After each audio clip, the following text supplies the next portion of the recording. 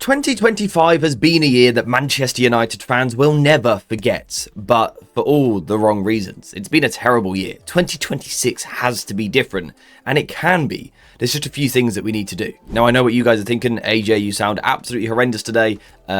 Happy New Year. Now, one thing that Manchester United have to focus on in 2026, just like we do every other year, is recruitment. I think United are in a fairly good place with the squad. I think we've got some seriously good players, but what we still lack is a perfect balance. There are certainly some positions that we need to address this year, and I think the first one that really jumps out at you is the midfield. You know, if we put all of these United players in the rough zones where they sort of like to operate, let's ignore formation, let's think about where they like to play on the pitch.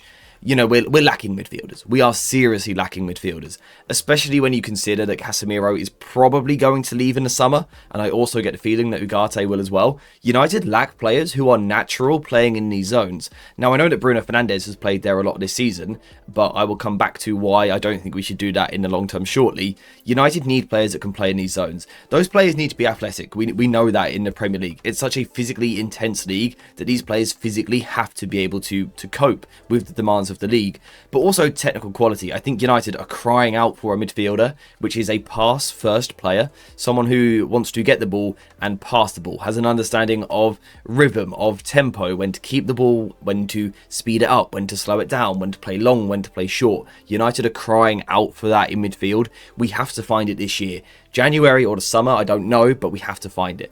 And then the other part of the pitch, which looks really light, is the left side of the attack. Cunha was a great signing in the summer, I thought. I think he's a very good player and still has a lot more to offer United as we move forward. I think he's got several levels that he can go up. But he's not a natural wide sort of touchline hugging left winger, is he? He's a player who always wants to come back inside into these zones. United lack a player who truly wants to play out wide and play 1v1. So that's the other thing that United need this year. Probably in the summer, I would imagine, but we need someone a bit like an Ahmad or an Mbumo, but for the left-hand side. Someone who can take a man on, who can beat a player, who can deliver into the box. United need to find that in the summer. Once we've done that, I think United then have a very complete squad. My voice is crazy. Now, the next thing that Manchester United need to do this year is ignore formation. Now, not entirely, you know, of course, formations are important in football. That's why they're spoken about so much, but they're probably spoken about a little bit too much. I think what Manchester United need to focus on this year is not a 4-4-2 or a 4-3-3 or a 3-4-3 or a 6-7-0, I don't know. We don't need to focus on formation so much. I think what Ruben Amorim really needs to focus in on this year is getting players in their best positions, playing footballers where they want to play, where their habits suit, where they're used to playing, where they thrive. Ultimately, if you want a group of footballers to succeed, you should put them where they're comfortable, where they're used to playing, and where they have literally made a career for themselves in this sport, in that position. And that's something that we failed to do in 2025. There's been so many players playing miles out of position. For example, Ahmad defensively has often ended up almost in a right-back shift. There's no one in the world that can think defensively that's where he should be playing. It's not. He should be high, ready to counter-attack, for example. So that's something that we need to work on in the new year. Ahmad needs to be playing closer to the right-hand side, high and wide, much more regularly. I think someone like Diogo Dalot is an excellent player in the build-up phase. I think he's really useful. His versatility, his adaptability, the ability to go into a couple of different positions and help United in the first phase. I think defensively he brings a lot of intensity. That's great. But we've seen this year, this calendar year, that he shouldn't be a player sort of providing the width in the final third from either side. He's not a player who's great in 1v1 situations or great at delivering into the box. So we shouldn't use him up there. You could probably say the same for Patrick Dorgu as well, right? I think a very useful player, still very young, still a lot of room for growth. I think people have been quite harsh on him in his first 12 months at United. But I still think we can help him, right? I don't think he's a left winger. When United get into their in-possession shape, Dorgu or Dalot often hold the width in the final third. They're tasked to challenge, to play 1v1, to deliver, and I just don't think it suits either of them, so we should get them out of those zones. And then there's Bruno Fernandes as well, who defensively is not a player who should be screening the edge of his box. We've seen that doesn't work. He's not very good at it.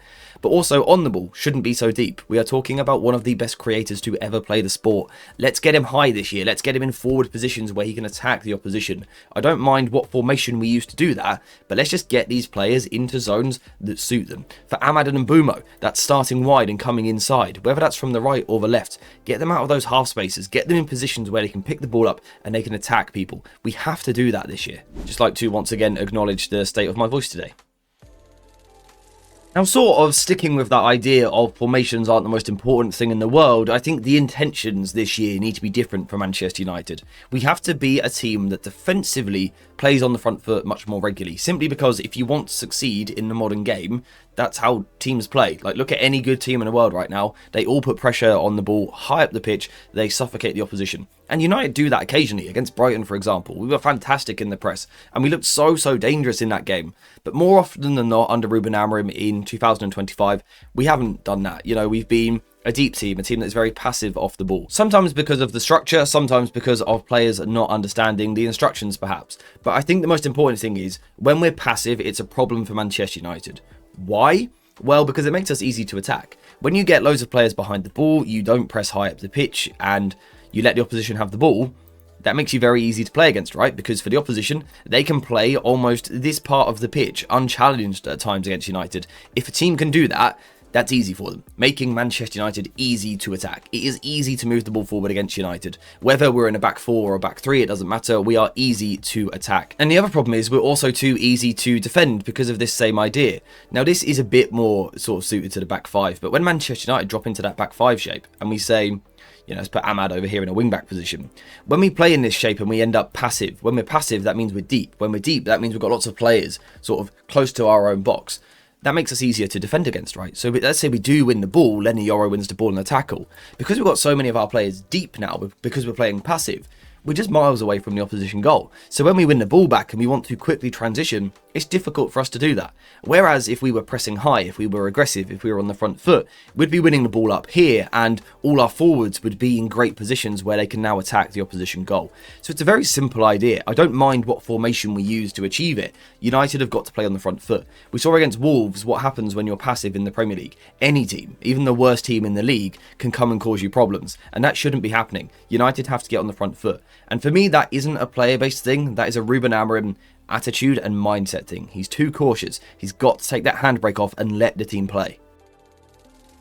And the final thing that United need, again, isn't related to the formation or the shape. It is related to the idea, and that is United need more fluidity. We need more movement. There are far too many games where United are flat and slow and look like they're lacking ideas, like they don't know where they're meant to go. And that's because, as a collective, we feel really poor at creating space and then attacking space, because we're far too static. I think the Wolves game was a fantastic example of that. So many situations where United just aren't moving. All the players are just sort of standing there. I think we've got to be coached better. The players need to be coached better to become a more cohesive unit. I think if we're looking at a side 12 months in that still doesn't sort of move properly with each other, then there is a coaching problem. So the players deserve criticism because they should be doing better, but I think the coaches are getting something wrong if our players can't play like that on the pitch. We've got so many players that are great at going in behind. We've got Sesko is a massive threat of his pace in behind, and Brian Mbumo is one of the best space attackers in the Premier League. He's absolutely fantastic.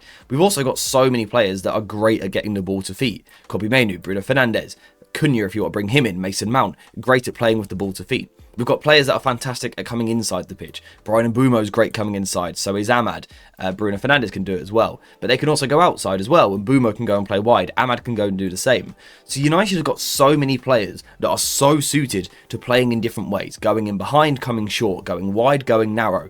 United have to do that more. We have to tie that in. I think we've started to see it here. We've started to see more rotations. We've spoken about that in the last two matches. United using different shapes. But I think at the moment we are applying this concept in the most basic fashion. And that's where we need to evolve as a team. That's the next step for this Manchester United team on the ball. To be a team that creates space, attacks space, uses counter movements to draw players out of position. It's simple things like someone like Bruno Fernandes in this position here, maybe roaming wide, drawing a player out. Does Kobbie then go into that space, or does Mbumo come into that space as Shaw goes round? And then if it doesn't work, you then switch back your counter movement. United all feel very slow, right? We always feel very slow. I think everyone will agree with that. Whether you like Amorim or not, whether you like the players or not, you will say that United feel slow, lethargic, lacking ideas, lacking spark, lacking impetus on the ball. And I think it's because our concepts in possession are just too basic. There has to be more movement, there has to be more fluidity. Again, that's more important than the shape. It's the roles that the players are given, the positions that they go into, and the timing of the movements, and the way that they link up with each other and sort of combine with each other. That's what's going to make Manchester United a great team. We've got so many good players in this squad, some top talent. We have to find a way to get them knitting together. And I think being a fluid but cohesive team is the way to achieve that. So yes, that is what I am hoping to see from Manchester United this year. We need recruitment, we know that. The squad is good, it's better than it's been for a while, but it's not perfect. There's a lot that we still need, and hopefully this year we can get some of those players. But I think a lot of the rest of the issues are in terms of the ideas that we apply as a team. It's not about the shape, it's not about the formation. Of course, it has a role to play, but the most important thing is playing on the front foot, being an aggressive side, being a fluid team on the ball, a team that can ask questions of the opposition, can hurt the opposition, and really take the game to the other team. It's about getting our players that are so fantastic in roles that suit them, get them in zones that suit them, play to their habits, play to their instincts. That's what United need to do this year. That's going to take time. It's going to take a lot of coaching from Ruben Amorim because we haven't seen it for the past 12 months. So it doesn't change just like that. It's going to take a lot of coaching, and it's also going to take the players sort of taking time to learn these new ideas. But if Manchester United apply those ideas, I think we still have the ability to be a fantastic side this year, especially if we get the recruitment right in the summer. United can go far. So yeah, basically, I come back to that old message that I always try to give, that in football, it's never quite as good as you think it is, and it's never quite as bad as you think it is. United look miles off, but I don't think it would take that much to get United back in the right direction. There's some mindset changes that need to happen from the manager to make that happen, and hopefully he will make those changes. I think he himself will acknowledge that what we've done hasn't worked. 2025 hasn't been a good year. We finished so low in the Premier League last season, and you know, this season's been okay in terms of the points tally, but in terms of performances, I think everyone will acknowledge it's not what we want to see. The standard has fallen, so we have to try and get back on top in 2026. I think we've got the players to do it. The manager needs to help them with that, and of course the players need to improve as well. Everyone together needs to move forward in the right direction. That's the plan for Manchester United. That's what I'm hoping for, but as always, it's a game of waiting and seeing what's going to happen. So I'm gonna wrap the video up there. I apologize again for my voice today. This video might be a little bit choppy, where I've had to cut out a couple of really bad voice cracks, but yeah, we are going to wrap the video up there. Thank you guys very much for watching this one. I hope you have enjoyed it, and as always, I will see you in the next one.